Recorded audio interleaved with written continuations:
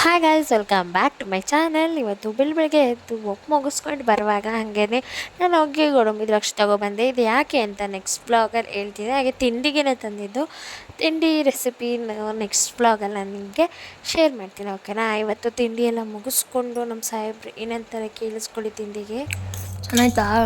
Super. ತಿಂಡಿ ಮುಗಿಸ್ಕೊಂಡು ಹೋದ್ಮೇಲೆ ನಾನು ತಿಂಡಿ ಹಾಕ್ಕೊಂಡು ತಿಂಡಿ ಮುಗಿಸ್ಕೊಂಡೆ. ತಿಂಡಿ ಮುಗಿದ್ಮೇಲೆ ಸ್ವಲ್ಪ ಹೊತ್ತು ಟೆರೆಸ್ಗೆ ಹೋಗಿದ್ದೆ. ಯಾಕೆಂದರೆ ಯೂಟ್ಯೂಬ್ಗೆ ವಿಡಿಯೋ ಪೋಸ್ಟ್ ಮಾಡಬೇಕಲ್ಲ, ಅದು ಡೌನ್ಲೋಡ್ ಆಗಬೇಕಾದ್ರೆ ನಾನು ಟೆರೆಸ್ಗೆ ಹೋಗಲೇಬೇಕು. ಹಾಗೇ ಅಲ್ಲಿ ವಾಕ್ ಮುಗಿಸ್ಕೊಂಡು ವಾಕ್ ಮಾಡಿಕೊಂಡು ವಿಡಿಯೋನೂ ಪೋಸ್ಟ್ ಆಗಲಿ ಅಂತ ವೆಯ್ಟ್ ಮಾಡ್ತಾಯಿದ್ದೆ. ವಿಡಿಯೋ ಪೋಸ್ಟ್ ಆದಮೇಲೆ ಕೆಳಗಡೆ ಬಂದೆ. ಕೆಳಗಡೆ ಬಂದ್ಬಿಟ್ಟು ಕಿಚನ್ ಕ್ಲೀನ್ ಮಾಡಬೇಕಿತ್ತು. ಫುಲ್ ಮೆಸ್ಸಿ ಮಾಡಿಬಿಟ್ಟಿದ್ದೆ. ಯಾಕೆಂದರೆ ಎಲ್ಲ ಡಬ್ಬ ಎಲ್ಲ ತೊಗೊಂಡು ನಾನು ಹಂಗೆ ಇಟ್ಬಿಟ್ಟಿದ್ದೆ. ಮತ್ತು ಅದನ್ನೆಲ್ಲ ವಾಪಸ್ ಅದೇ ಜಾಗಕ್ಕೆ ಇಡಬೇಕು. ಹಂಗೇ ಇವತ್ತು ವಿಡಿಯೋ ಮಾಡ್ಕೋತಿರೋದು ರೀಸನ್ ಬಂದು ನಾನು ಏನಕ್ಕೆ ಅಂದರೆ ರಿಂಗ್ ಲೈಟ್ ತೊಗೊಂಡಿರ್ತೀನಿ. ಯಾಕೆ ಅಂತ ನಾನು ನೆಕ್ಸ್ಟ್ ಬ್ಲಾಗಲ್ಲಿ ಹೇಳ್ತೀನಿ ಅಂತ ಅವತ್ತು ಹೇಳಿದೆ. ರಿಂಗ್ ಲೈಟ್ ತೊಗೊಂಡಿದ್ದೀನಿ, ನೋಡ್ತಾ ಇರ್ಬೋದು ಬೆಳಕು ಹೆಂಗೆ ಕಾಣಿಸ್ತಿದೆ ಅಂತ.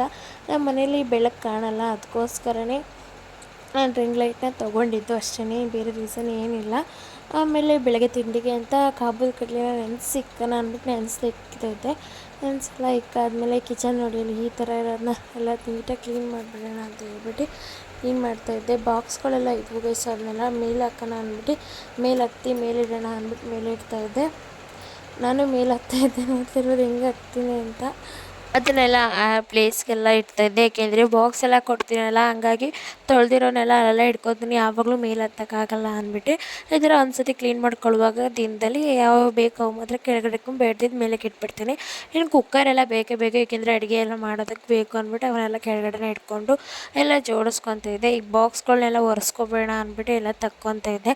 ಎಲ್ಲನೂ ಒರೆಸಿ ಎಲ್ಲ ಮತ್ತೆ ಕ್ಲೀನ್ ಮಾಡಿ ಅದ್ರ ಪ್ಲೇಸಿಗೆ ಇಟ್ಬಿಟ್ರೆ ಕೆಲಸ ಎಲ್ಲ ಬೇಗ ಮುಗಿದ್ಬಿಡ್ತೈತಿ ಅಂದ್ಬಿಟ್ಟು ಯಾವ ಬಾಕ್ಸ್ಗಳು ಎಲ್ಲೆಲ್ಲಿ ಇಡಬೇಕು ಅಂದರೆ ಬೇಕಾಗಿರೋನ ಮುಂದೆ ಇಟ್ಕೊತೀನಿ, ಬೇಡ್ದಿದ್ದವನ್ನ ಸ್ವಲ್ಪ ಹಿಂದಕ್ಕೆ ಇಡ್ತೀನಿ.